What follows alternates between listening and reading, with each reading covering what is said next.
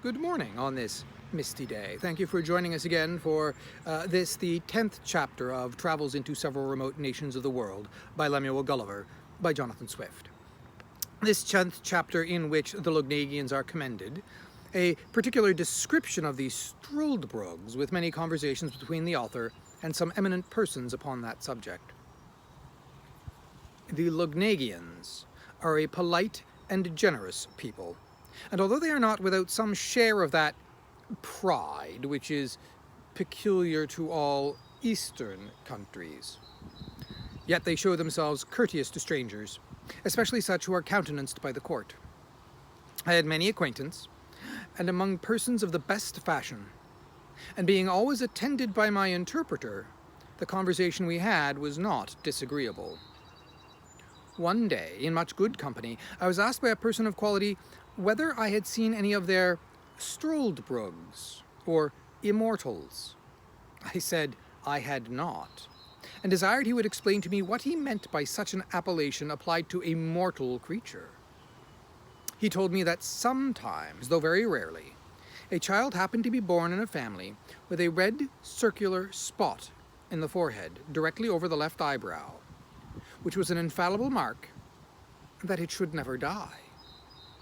The spot, as he described it, was about the compass of a silver threepence, but in the course of time grew larger and changed its color, for at 12 years old it became green, and so continued till 25, and then turned to a deep blue, and at 45 it grew coal black and as large as an English shilling, but then never admitted to any further alteration. He said these births were so rare that he did not believe there could be above 1,100 Struldbrugs of both sexes in the whole kingdom, of which he computed about 50 in the metropolis. And amongst the rest, a young girl just born about 3 years ago, that these productions were not peculiar to any family, but a mere effect of chance, and that the children of these Struldbrugs themselves were equally mortal with the rest of the people. Now, I freely own myself to have been struck with inexpressible delight upon hearing this account, and the person who gave it me, happening to understand the Balnibarian language, which I spoke very well, I could not forbear breaking out into expressions, perhaps a little too extravagant. I cried out as in a rapture, "O happy nation, where every child hath at least a chance for being immortal! O happy people who enjoy so many living examples of ancient virtue, and of masters ready to instruct them in the wisdom of all former ages! O but happiest, beyond all comparison, are those excellent Struldbrugs who, being born exempt from that universal calamity of human nature, have their minds free and disengaged, without the weight and depression of spirits caused by the continual apprehensions of death." I discovered my admiration that I had not observed any of these illustrious persons at court, the black spot on the forehead being so remarkable a distinction that I could not have easily overlooked it, and it was impossible that His Majesty, a most judicious prince, should not provide himself with a good number of such wise and able counselors. Yet perhaps the virtue of those reverend sages was too strict for the corrupt and libertine manners of a court, and we often find by experience that young men are too opinionated and volatile to be guided by the sober dictates of their seniors. However, since the king was pleased to allow me access to his royal person, I was resolved, upon the very first occasion, to deliver my opinion to him on this matter freely and at large, by the help of my interpreter. And whether he would please to take my advice or not, yet in one thing I was determined, that His Majesty, having frequently offered me an establishment in this country, I would, with great thankfulness, accept the favor, and pass my life here in the conversation of those superior beings, the Struldbrugs, if they would please to admit me. Well, the gentleman, to whom I addressed my discourse, because, as I have already observed, he spoke the language of Balnibarbi, said to me, with a sort of a smile that usually arises from pity to the ignorant, that he was glad of any occasion to keep me among them, and desired my permission to explain to the company what I had spoke. And he did so, and they talked together for some time in their own language, whereof I understood not a syllable, and neither could I observe by their countenances what impression my discourse had made on them. Well, after a short silence, the same person told me that his friends and mine, so he thought fit to express himself, were very much pleased with the judicious remarks I had made on the great happiness and advantages of immortal life, and they were desirous to know in a particular manner what scheme of living I should have formed to myself if it had fallen to my lot to have been born a Struldbrug. Well, I answered, it was easy to be eloquent on so copious and delightful a subject, especially to me, who had borne often apt to amuse myself with visions of what I should do if I were a king, or a general, or a great lord. And upon this very case, I had frequently run over the whole system, how I should employ myself and pass the time if I were sure to live forever. That, if it had been my good fortune to come into the world a Struldbrug, as soon as I could discover my own happiness by understanding the difference between life and death, I would first resolve, by all arts and methods whatsoever, to procure myself riches, in the pursuit of which, by thrift and management, I might reasonably expect, in about 200 years, to be the wealthiest man in the kingdom. In the second place, I would, from my earliest youth, apply myself to the study of the arts and sciences, by which I should arrive in time to excel all others in learning. And lastly, I would carefully record every action and event of consequence that happened in the public, impartially draw the characters of the several successions of princes and great ministers of state, with my own observations on every point, and I would exactly set down the several changes in customs, languages, fashions of dress, diet, and diversions. By all which acquirements I should be a living treasure of knowledge and wisdom, and certainly become the oracle of the nation. I would never marry after 60, but live in a hospitable manner, yet still on the saving side. I would entertain myself in forming and directing the minds of hopeful young men by convincing them from my own remembrance, experience, and observation, fortified by numerous examples, of the usefulness of virtue in public and private life. But my choice and constant companions should be a set of my own immortal brotherhood, among whom I would elect a dozen from the most ancient down to my own contemporaries. Where any of these wanted fortunes, I would provide them with convenient lodges around my own estate, and have some of them always at my table, only mingling a few of the most valuable among you mortals, whom length of time would harden me to lose with little or no reluctance, and treat your posterity after the same manner, just as a man diverts himself with the annual succession of pinks and tulips in his garden without regretting the loss of those which withered the previous year. These Struldbrugs and I would mutually communicate our observations and memorials through the course of time, remark the several gradations by which corruption steals into the world, and oppose it in every step by giving perpetual warning and instruction to mankind, which, added to the strong influence of our own example, would probably prevent that continual degeneracy of human nature so justly complained of in all ages. Add to this the pleasure of seeing the various revolutions of states and empires, the changes in the lower and upper worlds, ancient cities in ruins and obscure villages become the seats of kings, famous rivers lessening into shallow brooks, the ocean leaving one coast dry and overwhelming another, the discovery of many countries yet unknown, barbarity overrunning politest nations, the most barbarous becoming civilized. I should then see the discovery of the longitude, the perpetual motion, the universal medicine, and many other great inventions brought to the utmost perfection. What wonderful discoveries should we make in astronomy by outliving and confirming our own predictions, by observing the progress and return of comets, with the changes in motion of the sun and the moon and the stars. I enlarged upon many other topics, with the natural desire of endless life and sublunary happiness could easily furnish me with. When I had ended, and the sum of my discourse had been interpreted, as before, to the rest of the company, there was a good deal of talk among them in the language of the country, not without some laughter at my expense. At last, the same gentleman who had been my interpreter said he was desired by the rest to set me right in a few mistakes, which I had fallen in through the common imbecility of human nature, and upon the allowance, that allowance was less answerable for them. That this breed of Struldbrugs was peculiar to their country for there were no such people either in Balnibarbi nor Japan, where he had the honour to be ambassador from His Majesty, and found the natives in both those kingdoms very hard to believe that the fact was possible. And it appeared from my astonishment when he first mentioned the matter to me that I received it as a thing wholly new and scarce to be credited,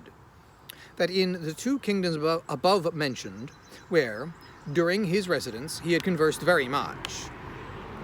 he observed long life to be the universal desire and wish of mankind, that whoever had one foot in the grave was sure to hold back the other as strongly as he could, that the oldest had still hopes of living just one day longer, and looked on death as the greatest evil, from which nature always prompted him to retreat. Only in this island of Lugnag the appetite for living was not so eager, from the continual example of the Struldbrugs before their eyes. That the system of living contrived by me was unreasonable and unjust, because it supposed a perpetuity of youth, health, and vigor, which no man could be so foolish to hope, however extravagant he may be in his wishes. That the question therefore was not whether a man should choose to be always in the prime of youth, attended with prosperity and health,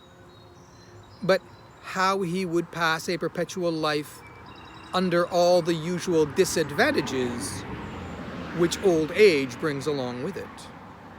For although few men will avow their desires of being immortal, upon such hard conditions, yet in the two kingdoms before mentioned, of Balnibarbi and Japan, he observed that every man desired to put off death some time longer, let it approach ever so late. And he rarely heard of any man who died willingly, except he were incited by the extremity of grief or torture. And he appealed to me, whether in those countries I had travelled as well as my own, I had not observed the same general disposition. After this preface, he gave me a particular account of the Struldbrugs among them. He said, they commonly acted like mortals, till about 30 years old, after which, by degrees, they grew melancholy and dejected, increasing in both until they came to about 80. This he learned from their own confession, for otherwise there were not being above 2 or 3 of that species born in any age, there were too few to form a general observation by. When they came to 80 years, which is reckoned the extremity of living in this country, they had not only all the follies and infirmities of other old men, but many more, which arose from the dreadful prospect of never dying. They were not only opinionative, peevish, covetous, morose, vain, talkative, but incapable of friendship, and dead to all natural affection, which never descended below their grandchildren. Envy and impotent desires are their prevailing passions, but those objects against which their envy seems principally directed are the vices of the younger sort and the deaths of the old. By reflecting on the former, they find themselves cut off from all possibility of pleasure, and whenever they see a funeral, they lament and repine that others have gone to a harbour of rest to which they themselves can never hope to arrive. They have no remembrance of anything but what they learned and observed in their youth and middle age, and even that is very imperfect. For the truth or particulars of any fact, it is safer to depend upon common tradition than upon their best recollections. The least miserable among them appeared to be those who turn to dotage and entirely lose their memories. These meet with more pity and assistance because they want many bad qualities that abound in others. If a Struldbrug happened to marry one of his own kind, the marriage is dissolved, of course, by the courtesy of the kingdom, as soon as the younger of the two comes to be 80, for the law thinks it a reasonable indulgence that those who are condemned, without any fault of their own, to a perpetual continuance in the world, should not have their misery doubled by the load of a spouse. As soon as they have completed the term of 80 years, they are looked on as dead in law. Their heirs immediately succeed to their estates, and only a small pittance is reserved for their support, and the poor ones are maintained at the public charge. After that period, they are held incapable of any employment out of trust or profit. They cannot purchase lands or take leases. Neither are they allowed to be witnesses in any cause, either civil or criminal, nor even for the decision of meres and bounds. At 90, they lose their teeth and hair. They have at that age no distinction of taste, but eat and drink whatever they can get without any relish or appetite. The diseases they were subject to still continue, without increasing or diminishing. In talking, they forget the common appellation of things and the names of persons, even of those who are their nearest friends and relations. And for the same reason, they never can amuse themselves with reading, because their memory will not serve to carry them from the beginning of a sentence to the end. And by this defect they are deprived of the only entertainment whereof they might otherwise be capable. The language of this country being always upon the flux, the Struldbrugs of one age do not understand those of another, and neither are they able, after 200 years, to hold any real conversation farther than by a few general words with their neighbours, the mortals, and thus they lie under the disadvantage of living like foreigners in their own country. This was the account given to me of the Struldbrugs, as near as I can remember. I afterwards saw 5 or 6 of different ages, the youngest not above 200 years old, who were brought to me at several times by some of my friends. But although they were told that I was a great traveller and had seen the world, they had not the least curiosity to ask me a question, only desired I would give them slumskudask, or a token of remembrance, which is a modest way of begging to avoid the law that strictly forbids it, because they are provided for by the public, although indeed with a very scanty allowance. They are despised and hated by all sorts of people. When one of them is born, it is reckoned ominous, and their birth is recorded very particularly, so you may know their age by consulting the register, which, however, has not been kept above 1,000 years past, or at least has been destroyed by time or public disturbances. But the usual way of computing how old they are is by asking them what kings or great persons they can remember, and then consulting history. For infallibly, the last prince in their mind did not begin his reign after they were 80 years old. They were the most mortifying sight I ever beheld, and the women even more horrible than the men. Besides the usual deformities and extreme old age, they acquired an additional ghastliness in proportion to their number of years, which is not to be described, and among 6 I soon distinguished which was the eldest, although there was not above a century or 2 between them. The reader will easily believe that from what I had heard and seen, my keen appetite for perpetuity of life was much abated. I grew heartily ashamed of the pleasing visions I had formed, and I thought no tyrant could invent a death into which I would not run with pleasure from such a life. The king heard of all that had passed between me and my friends upon this occasion, and rallied me very pleasantly, wishing that I could send a couple of Struldbrugs to my own country to arm our people against the fear of death. But this, it seems, is forbidden by the fundamental laws of the kingdom, or else I should have been well content with the trouble and expense of transporting them. I could not but agree that the laws of this kingdom relative to the Struldbrugs were founded upon the strongest reasons, and such as any other country would be under the necessity of enacting in the like circumstances. Otherwise, as avarice is the necessary consequence of old age, those immortals would in time become proprietors of the whole nation, and engross the civil power, which, for want of abilities to manage, must end in the ruin of the public. Thus ends the 10th chapter, and the Struldbrugs. Thank you for joining me.